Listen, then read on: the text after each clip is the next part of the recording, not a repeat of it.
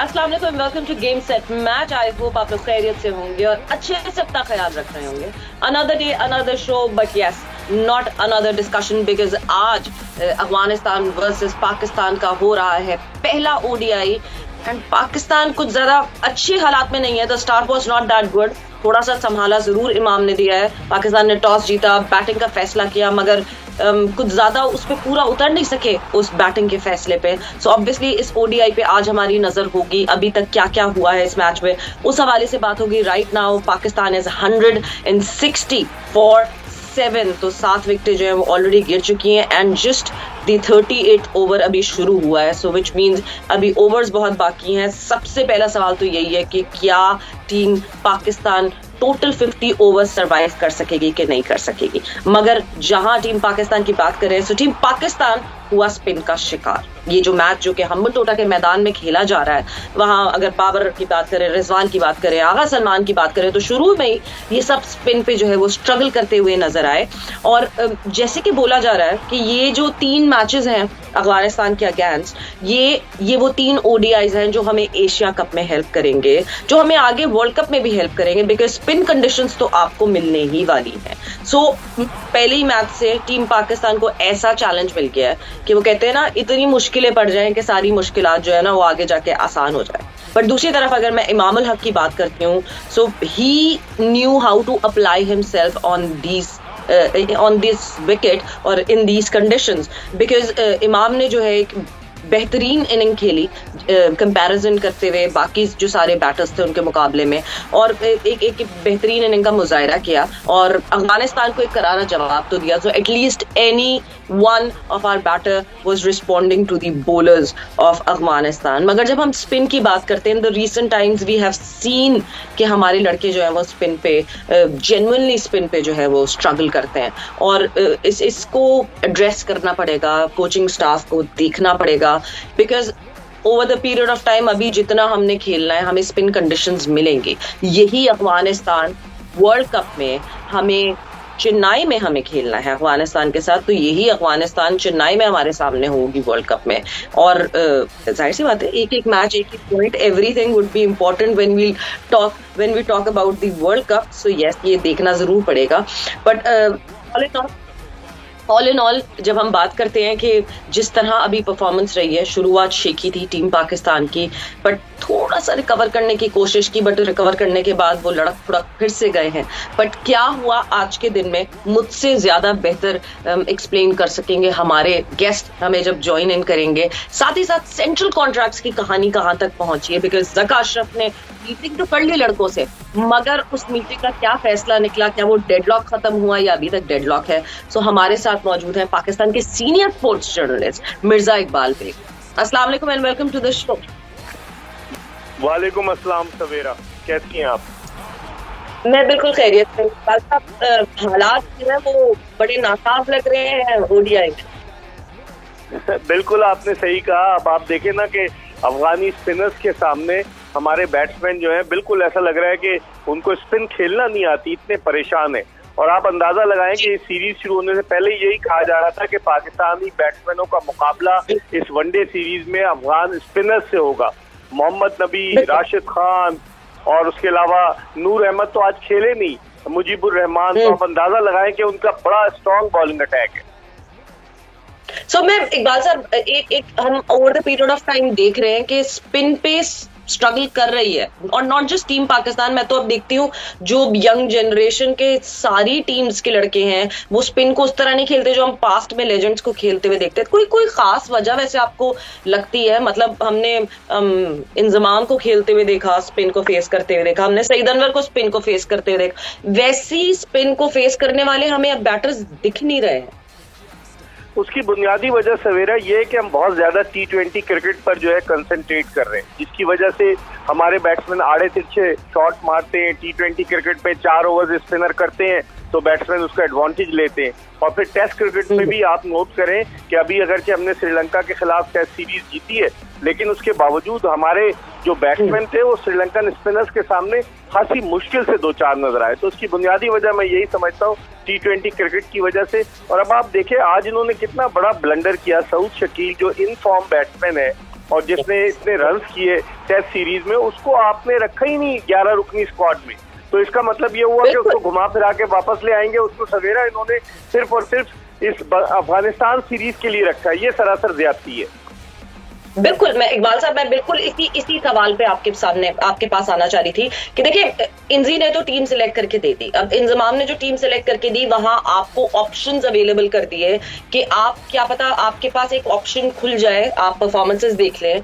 आप आज जो है चांस ले सकते थे। सऊद शकील के पास ये 3 ही मैचेस है ना अपना मेटल फिर से मनवाने के लिए, क्योंकि वो बहुत दफा तो मनवा ही चुके अपना मेटल, मगर फिर अफगानिस्तान के अगेंस्ट खेल के, और स्पिन को वो बड़ा अच्छी तरीके से फेस करते हैं, मगर सऊद शकील को नहीं खिलाया हमारे पास। क्योंकि आप सलमान अली आगा की बात करें तो उनके पास तो एशिया कप भी है टू शो हिज मेटल, या टू शो कि वो किस फॉर्म में है। सो बहुत बहुत बड़ा एक ये ब्लंडर है जिसपे सऊद शकील नहीं दिख रहे आपको एक्शन में। बिल्कुल, वो कहते हैं ना, इन्नमल अमाल व बिन्नियात, अमाल का दारोमदार नियत पर है। इनकी नियत जो थी वो, उसमें मुझे थोड़ा सा खटका लगा। और जिस तरीके से अभी आप देखें, एक और विकेट गिर गई है सवेरा, राशिद खान भी छाए हुए हैं। हमारे बैट्समैन बिल्कुल ऐसा लग रहा है कि स्कूल क्रिकेट खेल रहे हैं। स्पिनर्स के आगे तो वो ना फ्रंट फुट इस्तेमाल कर रहे हैं, ना बैक फुट पर जा रहे हैं, बिल्कुल बीच में हैंग कर जाते हैं, जिसकी वजह से वो आउट हो रहे हैं। और सऊद शकील को देखें, उसने 5 वनडे पाकिस्तान से खेले हैं। मुझे अच्छी तरह से याद है, उसने 2021 में जब लॉर्ड्स में वनडे खेला, पाकिस्तानी टीम स्ट्रगल कर रही थी, उसने 50 रन किए, क्योंकि सिंगल डबल्स का बैट्समैन। चले आपने सरफराज अहमद को नहीं रखा, लेकिन आपके पास एक ऐसा बैट्समैन भी तो हो कि जो आपकी इनिंग्स को आगे ले जा सके। 39वां ओवर है, पाकिस्तान के 8 आउट हो चुके हैं। तो इससे आप अंदाजा लगाएं कि हमारी टीम तो 50 ओवर भी नहीं खेल पाती। ये कितनी ये एक, वो कहते हैं कि खौफ की बात है कि world cup is right at the corner, और हमारी टीम अगर 50 ओवर सरवाइव नहीं कर पा रही है, और अभी हम कह रहे हैं कि ठीक है अफगानिस्तान, मैं कोई nothing to take away from Afghanistan, बहुत अच्छे स्पिनर्स हैं अफगानिस्तान के, बट स्टिल फिर तो हमें और जो दूसरी टीम्स मिलेंगी उनके चैलेंजेस और ज्यादा बड़े होंगे। तो हम तो 50 ओवर खड़े ही नहीं हो पा रहे हैं, खेलना तो दूर की बात है।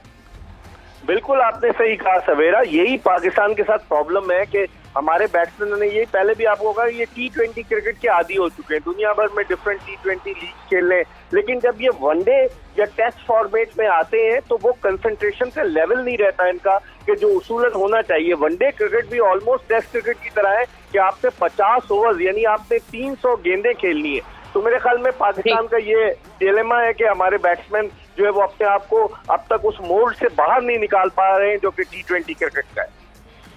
बिल्कुल। और अगर मैं अब हमने साउथ की तो बात की है, मगर आज की प्रोसीडिंग्स देख के कहीं इकबाल साहब आपको ये लगता है कि शायद मैनेजमेंट वुड बी थिंकिंग कि शान मसूद को भी बाहर करना एक गलती थी?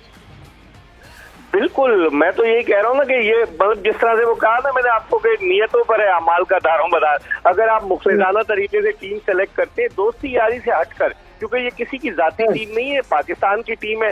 आपने देखा कि किस तरीके से जो कोलंबो टेस्ट में सरफराज के सर पे गेंद लगी और उसके कोई 15 मिनट बाद रिजवान पैट करके बैठे हुए थे और उनको रख लिया गया, उन्हें अस्पताल भी नहीं भेजा गया सरफराज को। तो इससे नियत का अंदाजा होता है। और मेरे ख्याल में शान मसूद एक सीजन कैंपेनर है, 8 साल से इंटरनेशनल क्रिकेट खेल रहा है। अगर वो होता, तजुर्बे की हमें जरूरत है। ये सिवाय बाबर आजम या रिजवान के या इमाम और फखर के और कौन बता दे इस टीम में ऐसा बैट्समैन है जो बहुत ज्यादा तजुर्बाकार है। तो ये हमारे लिए मुश्किल पड़ सकती है एशिया कप से और खासतौर पर वर्ल्ड कप में, क्योंकि मैचेस जो है वर्ल्ड कप के वो भारतीय विकेटों पर होंगे, एशियन विकेटों पर होंगे जो स्पिनर्स के लिए साजगार है। और दिलचस्प बात यह है कि सवेरा हमारा जो वर्ल्ड कप में मैच है अफगानिस्तान से वो चिदम्बरम स्टेडियम चेन्नई में है, और चेन्नई की पिच जो है वो स्पिनर्स के लिए हमेशा साजगार साबित होती है। तो हमें इस बारे में सोचना होगा। बिल्कुल, क्योंकि मतलब जैसा आज का सरफेस था, घास का नामो निशान ही नहीं, एक ऐसा डेक जो कि इतना ड्राई और स्पिनर्स का बॉल जिस तरह ग्रिप कर रहा था, मतलब मुझे ऐसा लगता है कि और ज्यादा पेस जो है वो भी उसको कोई सपोर्ट नहीं मिल रही थी। तो पाकिस्तान की बैटिंग को तो आज पहले ही ओडीआई से कंप्लीट चैलेंज मिल गया है। सो आई बिलीव कि पहले ही अब ओडीआई से, अब ये तो अभी हमें सामने दिख रहा है हाफ स्टोरी, अभी ठीक है the match is not completely cooked, मगर उस हाफ स्टोरी में ये दिख रहा है कि हमारे लड़के जो है वो हैंडल नहीं कर पा रहे इसको। बिल्कुल, क्योंकि देखिए उसकी बुनियादी वजह ये है कि आपका पहले ओवर में आपका मेन बैट्समैन फखर जमान आउट हो गया, फिर उसके बाद दूसरे ओवर में बाबर आजम आउट हो गया। तो आपकी बैटिंग जिन लोगों के गिर्द रिवॉल्व करती है, जो बैकबोन है पाकिस्तान की बैटिंग लाइनअप की, अगर वो इब्तिदाई 2 ओवर्स में ही आउट हो जाएंगे तो फिर नीचे वालों पे भी तो डिपेंड करता है। इमामुल हक ने भरपूर कोशिश की, लेकिन इमाम का साथ देने वाला कौन था? छोटी छोटी इनिंग्स काम नहीं आएंगी, ये T20 क्रिकेट नहीं है। मैं फिर कहूंगा ये वनडे क्रिकेट है जहां पूरे 50 ओवर आपको खड़ा होना है। बिल्कुल, और आपको जो है कोई ऐसे चाहिए जो कि एक लंबी पार्टनरशिप आगे लेकर जा सकें। मगर अब जब ये देखें, ये एक ऐसा फ्लॉ है टीम पाकिस्तान का, स्पिन पे फेस करना, जो कि हमें पता है। बट अब इतना शॉर्ट टाइम है, क्या हमारे पास कोई ऐसा मौका है टू अमेंड समथिंग कि हम, वो कहते हैं ना कि कुछ गलती हो, कुछ हो जाए तो उस पर हम शॉर्टकट लेके अब तो ये पॉइंट आ गया कि वो चेपिया लगा के आगे बढ़ना पड़ेगा। देखिए 5 जो है सितंबर लास्ट डेट है आपके नाम जमा कराने की वर्ल्ड कप के लिए, और पाकिस्तान का मैच जो है 30 अगस्त को नेपाल से और फिर 2 सितंबर को भारत से श्रीलंका में ही है, कैंडी में। तो पाकिस्तान के लिए अब देखना ये होगा कि पाकिस्तान क्या करता है। ये 3 मैचेस यकीनन आंखें खोल देने के लिए काफी होंगे। इसमें अगर हम तजर्बात नहीं भी करते हैं, एक सेट पैटर्न के साथ जाते हैं, तो जिन प्लेयर्स पर हम रिलाई कर रहे हैं उनको परफॉर्म करना पड़ेगा। नहीं तो अभी आपने पहले से ऐलान कर दिया कि जी एशिया कप के लिए सऊद शकील नहीं होगा और बाकी टीम वही रहेगी, तो लड़के तो फिर बड़े कॉन्फिडेंट हैं कि हम तो टीम में पक्के हैं, अब अगर हम परफॉर्म करें ना करें हम तो खेलेंगे। तो ये गलत है, ये कॉन्सेप्ट नहीं होना चाहिए। पाकिस्तान क्रिकेट बोर्ड को इस हवाले से सोचना चाहिए। नक्राशर साहब मुलाकातें तो कर रहे हैं कोलंबो में, हम्बन टूटा में खिलाड़ियों से, लेकिन टीम का भी तो कुछ हाल देखे ना कि टीम क्या कर रही है आपकी। बिल्कुल, बट आपको लगता है बाबर की बैटिंग के साथ साथ बाबर की कैप्टनसी का एक बहुत बड़ा इम्तिहान होगा ड्यूरिंग दिस सीरीज, क्योंकि एशिया कप और वर्ल्ड कप के लिए मोमेंटम तो यही, मतलब ये सीजन अब शुरू हो गया, अब it is not looking back, लड़के लगातार अब क्रिकेट खेलेंगे। So this would be a challenge for Babar Azam, not just as a batter but as a captain as well. Definitely Babar के लिए चैलेंज तो होगा। 2019 में उन्होंने कप्तान की बागडोर संभाली सरफराज अहमद की जगह, और फिर उनकी कारकर्दगी मिली जुली रही, लेकिन गुज़िश्ता 1-2 बरस में उनकी एज अ कैप्टन उनकी कारकर्दगी खासी बेहतर हुई है। लेकिन एक जो चीज सवेरा सबसे ज्यादा हमारे लिए लम्हे फिक्रिया है कि बाबर आजम स्पिनर्स पर फंस रहे हैं। आप देखें टेस्ट सीरीज में भी वो स्पिनर पर फंसे, आज भी वो मुजीबुर रहमान की गेंद पर LBW आउट हुए। हालांकि वो दुनिया के वर्ल्ड क्लास बैट्समैन है, जिस तरह की परफॉर्मेंस उन्होंने दी है वो इंतहाई काबिल तारीफ है। लेकिन ये चीज भी देखना होगी, और ये बैटिंग कोच एंडियो पुटिक जो साउथ अफ्रीका से सिर्फ अंडर-19 क्रिकेट खेले, उनको देखना होगा। फिर ग्रांट ब्रैडबर्न जो खुद भी बैटिंग करते रहे हैं, वो भी हेड कोच है, उनको भी देखना होगा। तो बहुत सारी चीजें, ये पाकिस्तान को सारी अपनी खामियां अब तो नजर आएंगी ना। ये 3 वनडे यहाँ पर, दूसरा भी हम्बन टोटो में और फिर उसके बाद कोलंबो में, तो पाकिस्तान के लिए मौका है कि कुछ न कुछ अगर तब्दीलियां करना चाहे तो कर सकते हैं। पत्थर पे लकीर की तरह नहीं है कि टीम का ऐलान हो गया तो यही लड़के खेलेंगे। कुछ लड़के इन भी हो सकते हैं, कुछ आउट भी हो सकते हैं। बिल्कुल, और इकबाल साहब आपने जैसे ग्रांट ब्रैडबर्न की बात की है, सो मुझे उनका इंटरव्यू याद है, जिसपे इंटरव्यू में उन्होंने बहुत डायरेक्टली ये बात कही कि नहीं जी, ये जो अग्रेसिव अप्रोच है ये हम रिक्वेस्ट नहीं कर रहे खेलने की, ये हमारी डिमांड है लड़कों से खेलने की। सो टेस्ट में तो वो झलक नजर आई कि यस, लड़के जो है वो डिमांड पे पूरा उतर रहे हैं। आपको लगता है कि ODI में भी अडॉप्ट करते हुए दिख रहे हैं लड़के, या अभी तक तो स्टेबिलिटी नहीं दिख रही, खड़े ही नहीं हो पा रहे, तो अग्रेसिव कहां से होंगे? अब देखें ना, 2 टेस्ट मैचेस के बाद अब ये पाकिस्तान का पहला वनडे है, तो डेफिनेटली खिलाड़ियों को अपने आप को टेस्ट क्रिकेट, क्योंकि बेशतर खिलाड़ी ऐसे हैं जो पाकिस्तान की टेस्ट टीम में शामिल थे, तो इनको अपने आप को टेस्ट क्रिकेट से ODI क्रिकेट के मूड में जो है वो ढालना होगा। वो इनके लिए बड़ा जरूरी है पाकिस्तान के बैट्समैनों के लिए। वरना तो आप देखें कि एशिया कप चले, 2 भारत से मैचेस एक्सपेक्टेड हैं, और फिर उसके बाद वर्ल्ड कप जहां पर दुनिया की टॉप 10 टीम हिस्सा लेनी है, 9 आपके क्रंच मैचेस होंगे। तो आप क्या करेंगे, ये सब सोचना होगा टीम मैनेजमेंट को, चीफ सेलेक्टर को। अगर चीफ सेलेक्टर 17 रुकनी टीम बनाकर देते हैं तो फिर टीम मैनेजमेंट में किसका अमल दखल ज्यादा है? कौन खिलाड़ियों को खिलाने पर इंसिस्ट कर रहा है, कौन खिलाड़ियों को निकालने पर इंसिस्ट कर रहा है, ये सारी चीजें देखनी होंगी। बिल्कुल, ये तो जाहिर सी बात है, इस पे बिल्कुल नजर रखनी होगी। और ऐसा नहीं है कि अमेंडमेंट्स नहीं कर सकते, ऐसा नहीं है कि जो वर्ल्ड कप का स्क्वाड है वो एशिया कप के स्क्वाड से अगर थोड़ा सा डिफरेंट हो जाए, कम तो करने पड़ेंगे लड़के ऑब्वियसली, मगर दो कम करने पड़ेंगे लड़के वर्ल्ड कप के स्क्वाड के लिए, मगर तब्दीली बिल्कुल हो सकती है और चेंज आ सकता है over the situation. But Iqbal साहब, ये मैच तो अभी जारी है, जब तक इस मैच का इख्तिताम नहीं होता इसकी तो हम जाहिर सी बात है लास्ट बॉल तक आप कुछ कह नहीं सकते, आपको सिर्फ अंदाजा हो रहा होता है कि क्या है, बट फाइनल नहीं आप एक वर्डिक्ट दे सकते। But moving on further, central contracts की अगर मैं आपसे बात करूं, जाके मीटिंग हुई, जका साहब जाके लड़कों से मिले, सबसे पहला सबसे बड़ा अलमिया तो यही इकबाल साहब के लड़के खेलने गए हुए हैं वहां, और हम सेंट्रल कॉन्ट्रैक्ट्स की डिस्कशन करने के लिए पाकिस्तान छोड़ के श्रीलंका गए हैं, वहां जहां लड़के खेलने गए हैं वहां हम सेंट्रल कॉन्ट्रैक्ट्स की डिस्कशन कर रहे हैं। हम ये घर में सॉल्व नहीं कर सकते मामले? बिल्कुल, कुछ तो है जिसकी पर्दादारी है, क्योंकि मैनेजमेंट कमेटी के चेयरमैन की हैसियत से ज़का अशरफ का काम था ना कि पहले आते ही 7 जुलाई को उन्होंने अपने ओहदे का जो है वो चार्ज लिया है क्रिकेट मैनेजमेंट कमेटी के चेयरमैन का। तो इन खिलाड़ियों का कॉन्ट्रैक्ट जो था वो 30 जून को खत्म हुआ था, तो उसके बाद पूरा जुलाई गुजार दिया आपने, अगस्त के 3 हफ्ते ऑलमोस्ट गुजर गए, और फिर ख्याल आ रहा है क्योंकि मामला जो है वो सवेरा इन्होंने 3 प्लेयर्स को तो ऑफर किए कि 45 लाख रुपए हम माहाना रिटेनरशिप देंगे, बाबर आजम, शाहीन शाह अफरीदी और रिजवान, और बाकी खिलाड़ियों को अलग, लेकिन उनको लीग के लिए कह रहे हैं कि जिनको 45 लाख रुपए देंगे वो सिर्फ एक लीग खेल सकते हैं PSL के अलावा, और बाकियों को शायद 2 लीग अलाउ करें। अब अगर एक खिलाड़ी को, बाबर आजम या शाहीन शाह अफरीदी जैसे खिलाड़ियों को 1.25 करोड़ 1.5 करोड़ रुपए मिल रहा है एक लीग खेलने का, तो वो वहां उसको सेक्रीफाई करें, यहाँ आए तो यहाँ उनको क्या इंसेंटिव है? असल तनाजा यही है कि पाकिस्तान क्रिकेट बोर्ड क्या खिलाड़ियों को इतना पैसा देगा कि वो बाकी लीग को नजरअंदाज करें, सिर्फ एक ही लीग खेले PSL के अलावा? तो ये क्रिकेट बोर्ड की मैनेजमेंट कमेटी का काम है कि किस तरीके से हैंडल करती है, लेकिन अभी तक मुझे लगता है सवेरा नाकाम रहे मामलात को प्रॉपर तरीके से हैंडल करने में। बिल्कुल, क्योंकि इकबाल साहब एक प्लेयर से मेरी जरूर डिस्कशन हुई इस बारे में कि मतलब क्या डिमांड्स हैं लड़कों की और क्यों हैं ये डिमांड्स। सो बड़ा वैलिड पॉइंट था उनका कि हम जब देखते हैं कि क्रिकेट ऑस्ट्रेलिया और ECB की बात करते हैं, BCCI को तो छोड़ दे, उनका रेवेन्यू जो रेवेन्यू मिल रहा है ICC से वो बिल्कुल डिफरेंट स्केल पे है। बट जब हम क्रिकेट ऑस्ट्रेलिया की बात करते हैं, इंग्लिश क्रिकेट बोर्ड की बात करते हैं, और उसके बाद चौथे नंबर पे पाकिस्तान आता है। क्रिकेट ऑस्ट्रेलिया 26% अपने रेवेन्यू का जो शेयर है वो क्रिकेटर्स में बांटता है, वो क्रिकेटर्स में डिस्ट्रीब्यूट होता है, मगर पाकिस्तान जो है वो नहीं उस पॉइंट पे पहुंच रहा, पाकिस्तान क्रिकेट बोर्ड उस पॉइंट पे नहीं पहुंच रहा। एक A कॉन्ट्रैक्ट का लड़का जो है, जो जिसकी A कैटेगरी है, वो सालाना $180 कमा रहा है, जिसमें फिर मैच फी और डेली रफली कहीं ऐड हो जाएगी, और उसके बाद आप उसको रिस्ट्रिक्ट कर देते हैं कि ना वो लीग खेलेगा, सिर्फ एक लीग खेलेगा, एंड साथ ही साथ रिस्ट्रिक्ट कर देते हैं कि नहीं जी, अगर किसी बैंक ने स्पॉन्सर किया हुआ है पाकिस्तान क्रिकेट बोर्ड को तो आप किसी और बैंक का ऐड भी नहीं कर सकते। आप वहां पे भी उस लड़के को रिस्ट्रिक्ट कर देते हैं। आपको याद होगा रमीश राजा के दौर में ये एक इशू हुआ था जब बाबर आजम ने एक दूसरे बैंक का ऐड कर लिया था और बहुत उस पे इशू बना था। तो मेरा ख्याल से लड़के भी अपने पॉइंट पे बिल्कुल जेन्युइनली डिमांड कर रहे हैं।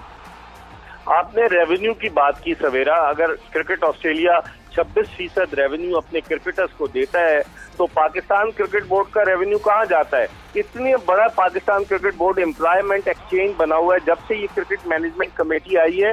15 डायरेक्टर्स की असामियां मुश्तहर हुई हैं। आप इससे अंदाजा लगा लें कि 15 डायरेक्टर्स, और वो भी नहीं 1-1 लाख रुपए तनख्वाह पे, लाखों रुपए माहाना तनख्वाह पर, और कुछ को कंसल्टेंट भर्ती कर लिया है, दिखावे के लिए इश्तिहार दिया है। तो इसका मतलब ये हुआ कि जो आपका रेवेन्यू आता है, जिनकी वजह से आता है क्रिकेटर्स की, अगर वो रेवेन्यू आप बजाय इसके कि क्रिकेट पर खर्च करें, क्रिकेटर्स पर खर्च करें, अगर आप तनख्वाहों पर खर्च करेंगे तो कैसे काम चलेगा? तो मेरे ख्याल में ये सोचना होगा इनको कि क्रिकेटर्स को किस तरीके से हैंडल किया जाए। ये तो इनकी खुशकिस्मती है कि पाकिस्तान में कोई क्रिकेटर्स की एसोसिएशन नहीं है, कोई ऐसा प्लेटफॉर्म नहीं है कि जिस पर क्रिकेटर्स मिलकर अपने लिए आवाज बुलंद कर सके। अब बाबर आजम अगर एतराज कर रहा है या शाहीन शाह अफरीदी, तो डेफिनेटली उनकी एक वर्थ है, उनकी एक वैल्यू है पूरी दुनिया में। और क्रिकेट बोर्ड जो है इन चीजों को नहीं समझ रहा। क्रिकेट बोर्ड कभी विमेन के बढ़ा रहा है, चले अच्छी बात है, बहुत अच्छी बात है, विमेन के बढ़ा रहा है, दौरे करा रहा है, लेकिन जो मेन टीम है जिसकी वजह से आपके पास रेवेन्यू आ रहा है, अरबों रुपए हैं पाकिस्तान क्रिकेट बोर्ड के पास। कुछ पैसे तो पाकिस्तान क्रिकेट बोर्ड ने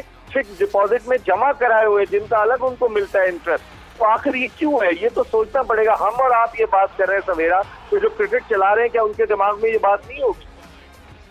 बिल्कुल बिल्कुल, मतलब वो डेफिनेटली उनके जहन में भी ये बात आती होगी कि इतनी हेफ्टी सैलरीज लेके जो है वो पाकिस्तान क्रिकेट बोर्ड के एम्प्लॉयज वो भरे ही जा रहे हैं, वो इतने सारे एम्प्लॉयज हैं। बट इकबाल साहब, बिल्कुल हम अपनी डिस्कशन को आगे कंटिन्यू करेंगे, एक ब्रेक पर जाएंगे, गेम सेट मैच में एक ब्रेक है, we'll just go on a break and we'll be right back. तो ये वो डिस्कशन जो हम कॉन्ट्रैक्ट्स के हवाले से करे थे, सेंट्रल कॉन्ट्रैक्ट्स के हवाले से। Welcome back to game set match and we are in conversation with Mirza Iqbal Baig. हमने मिर्जा इकबाल बेग साहब से पहले जो अभी मैच जारी है उसके हवाले से डिस्कशन की है। मैच की अपडेट हम आपको देते चलें कि क्या इस वक्त हालात हैं टीम पाकिस्तान के। तो 176 8 विकेटें गिर चुकी हैं और अभी 43rd ओवर जो है वो जारी है। सो लेट्स सी कि ये 50 ओवर तक सरवाइव कर सकेंगे हमारे लड़के कि नहीं कर सकेंगे। सो मिर्जा इकबाल बेग से हम डिस्कशन आगे कंटिन्यू करते हैं। ऑब्वियसली जो हम सेंट्रल कॉन्ट्रैक्ट की बात कर रहे हैं और जब राइट्स की बात कर रहे हैं प्लेयर्स की, सो डेफिनेटली ये प्लेयर्स जो हैं वो अपना राइट सही और टाइमली और प्रॉम्प्टली मांग रहे हैं। बट एक और चीज जो इकबाल साहब जिसकी अभी मैंने बात की थी, ब्रांड क्लैश की, कि अगर तो किसी ब्रांड ने पाकिस्तान क्रिकेट बोर्ड को स्पॉन्सर किया है, जैसे एक बैंक जो है वो पाकिस्तान क्रिकेट बोर्ड को स्पॉन्सर मतलब पाकिस्तान क्रिकेट बोर्ड को जो है स्पॉन्सर किया हुआ है, सो लड़के उसकी कंपेटिटिव ब्रांड का ऐड नहीं कर सकते। आपको लगता है ये भी एक बहुत बड़ी हर्डल है लड़कों के लिए? बिल्कुल, देखें ना, अब डिमांड है। अब लड़कों को भी पता है सवेरा कि उनका क्रिकेट कैरियर कितना लंबा है। जब से T20 क्रिकेट आई है, बेशतर क्रिकेटर्स जो है वो कंसंट्रेट ही कर रहे हैं T20 क्रिकेट पर, क्योंकि उससे उनकी आमदनी ज्यादा है और T20 क्रिकेट में फिर उनकी बॉडी पर बहुत ज्यादा स्ट्रेन पड़ता है। इसलिए आप नोट करें कि दुनिया के कई टॉप के क्रिकेटर्स जो है वो टेस्ट क्रिकेट से जो रिटायर हो रहे हैं टेस्ट क्रिकेट से, कि उन्हें इधर ही खेलना है। तो ये असल मसला है और पाकिस्तान क्रिकेट बोर्ड को ये सोचना चाहिए कि क्रिकेटर्स के दम से क्रिकेट बोर्ड है। क्रिकेट बोर्ड के दम से ठीक है क्रिकेटर होंगे, लेकिन क्रिकेटर जो है वो कमा के ला के देते हैं। पाकिस्तान क्रिकेट बोर्ड ने सोशल मीडिया के जरिए करोड़ों रुपए कमाए और पाकिस्तान क्रिकेट बोर्ड से लड़के सही डिमांड कर रहे हैं कि अगर आप सोशल मीडिया की आमदनी भी उन्हें नहीं देंगे, उनके आप जो है छोटे छोटे इंटरव्यूज करते हैं, उनपे बनाते हैं स्टोरीज और उसका पैसा उनको नहीं मिल रहा, तो फिर कहाँ जा रहा है? फिर तो क्रिकेट बोर्ड के पास जा रहा है। और 8.9 बिलियन जिस तरह से आपकी मैंने पैकेज में सुना कि अगर ये सालाना आमदनी है तकरीबन 9 अरब रुपए और उसमें से सिर्फ 1 अरब रुपए आप खर्च कर रहे हैं लड़कों पर, तो ये तो ज्यादती है। इसका मतलब है कि अल्ले तल्ले आपका स्टाफ 9.8 चले 9 अरब और 80 करोड़। तो इसका मतलब ये हुआ कि पाकिस्तान क्रिकेट बोर्ड जो पैसा खर्च कर रहा है वो अल्ले तल्ले अपने लोगों पे खर्च कर रहा है, जॉय ट्रिप पे खर्च कर रहा है, मैनेजमेंट पे खर्च कर रहा है, तो खिलाड़ियों पे क्या खर्च कर रहा है? ये सवाल है और खिलाड़ी बिल्कुल जायज है इस मामले पर। मेरी अपनी जाती राय में भी यही है कि क्रिकेट बोर्ड को सोचना चाहिए, भारत और ऑस्ट्रेलिया से एग्जाम्पल लेनी चाहिए। अगर आप इश्तिहार में भी नहीं आने देंगे, पाबंदियां लगाएंगे, इंटरव्यूज के लिए भी पाबंदियां लगाएंगे। अब खिलाड़ी तो मैनेजर रख चुके हैं और मैनेजर जो है वो डील करते हैं इंटरव्यू लेने के पैसे, इसके पैसे, उसके पैसे। लेकिन पाकिस्तान क्रिकेट बोर्ड क्या कर रहा है, मीडिया डिपार्टमेंट क्या कर रहा है, ये भी सवेरा देखना होगा। और क्रिकेट बोर्ड के जो CEO है सलमान नसीर साहब, 2011 से हैं, 12 बरस से वो पाकिस्तान क्रिकेट बोर्ड के साथ वाबस्ता है। वो क्या मशवरे दे रहे हैं ज़का अशरफ को? क्या ज़का अशरफ ये समझ रहे हैं कि ये वही क्रिकेट बोर्ड है जो 2012-13 में छोड़ के गए थे? अब बहुत सा पानी पुलों के नीचे से गुजर चुका है, अब हालात बदल चुके हैं। अगर ज़का साहब ये समझ रहे हैं कि हम वही क्रिकेट बोर्ड है जो पहले चलाते थे, ऐसा नहीं है। तो मुझे लगता है कि अभी इनको बहुत सारी मुश्किलात, बहुत सारी हर्डल्स का सामना करना पड़ेगा आने वाले वक्त में। और इकबाल साहब, मतलब पाकिस्तान क्रिकेट बोर्ड को एक चीज रियलाइज करनी चाहिए कि over the period of time, जिस तरह आपने एजेंट्स की बात की है, इन सारे लड़कों के अब अपने मैनेजर्स और एजेंट्स हैं और ये एजेंट्स वो हैं जो कि बाहर के प्लेयर्स को भी मैनेज कर रहे हैं, यानी उनको उनकी भी रेन्यूमरेशन पता है कि दूसरे प्लेयर्स को क्या मिल रहा है और पाकिस्तान के टॉप क्लास प्लेयर्स को क्या मिल रहा है। सो डेफिनेटली वो कंपैरिजन अब उन लड़कों के सामने, वो अवेयरनेस इन लड़कों के सामने, ये लड़के एजुकेट हो रहे हैं इस मामले में कि नहीं जी, हमारा कंपैरिजन उन लड़कों से, हम एफर्ट तो वही कर रहे हैं मगर उस कंपैरिजन में अगर हमें वो चीज नहीं मिल रही है, सो डेफिनेटली कहीं ना कहीं कुछ तो गलती हो ही रही है। बड़ा आपने वैलिड पॉइंट रेज किया है सवेरा, क्योंकि जो एजेंट्स हैं वो बाहर के प्लेयर्स के साथ भी कॉन्ट्रैक्ट में है। तो अगर उनका कॉन्ट्रैक्ट करा रहे हैं और उनको इतने पैसे मिल रहे हैं, फिर लड़कों को पता चल जाता है, जो गैर मुल्की क्रिकेटर्स के साथ उनका इंटरेक्शन होता है, एक दूसरे से बातचीत करते हैं, तो पता चल जाता है। अब हमारी टीम दुनिया की नंबर 2 है वनडे क्रिकेट में और T20 में भी अच्छा परफॉर्म करती है। तो हमारी टीम के प्लेयर्स के साथ ये नामुनसिफाना सलूक क्यों है, गैर मुनसिफाना सलूक क्यों है, ये सोचना पड़ेगा। ये मतलब इतने बड़े बड़े दिमाग है। अब तो उन्होंने क्रिकेट कमेटी भी बना दी। अब क्रिकेट कमेटी के 2 अरकान जाके अमेरिका में लीग क्रिकेट खेल रहे हैं। क्या वो वहाँ पैसे नहीं ले रहे? डेफिनेटली वो वहाँ पैसे ले रहे होंगे। अगर वो रिटायर्ड क्रिकेटर्स पैसे ले रहे हैं तो जो क्रिकेटर है, करंट क्रिकेटर जो इतना अपना पसीना बहाते हैं, ट्रेनिंग पर अपना खर्च करते हैं, अपने घर से दूर रहते हैं, क्या उनका हक नहीं बनता कि उन्हें पैसे दिए जाएं? ये सोचना पड़ेगा मिसबाहुल हक को। अभी तो क्रिकेट कमेटी सिर्फ 2 ही अफराद पर मुश्तमिल है। अब देखते हैं कि ज़का अशरफ साहब क्या क्या करते हैं। उन्होंने लड़कों को तो ये कहा कि हम वर्ल्ड कप लेकर आएंगे, लेकिन वर्ल्ड कप लाने के लिए सहूलतें फराहम करें, उनको पैसे उनके बढ़ाएं, जब तो आप उनको मोटिवेट कर सकेंगे, वरना खाली तकरीर करने से कुछ भी नहीं होगा। बिल्कुल। बट इकबाल साहब, आपने वर्ल्ड कप की बात की, मैं थोड़ा सा जरा वर्ल्ड कप पे जो है वो नजर डालना चाहूंगी और आपसे भी ओपिनियन लेना चाहूंगी। इस वक्त जिस तरह वर्ल्ड कप की प्रिपरेशन चल रही है, स्केड्यूल की चेंजेस मुसलसल, पहले स्केड्यूल रीस्केड्यूल किया गया, अभी फिर हैदराबाद एसोसिएशन से फिर एक इशू आ गया रीस्केड्यूलिंग करने के लिए। 2011 में आई स्टार्टेड ऑफ, मैंने आपके साथ जो है 2011 का वर्ल्ड कप कवर किया था, जबकि वो डिवाइडेड था अलग अलग मुल्क में, मगर फिर भी ऑर्गेनाइज था इससे बेहतर।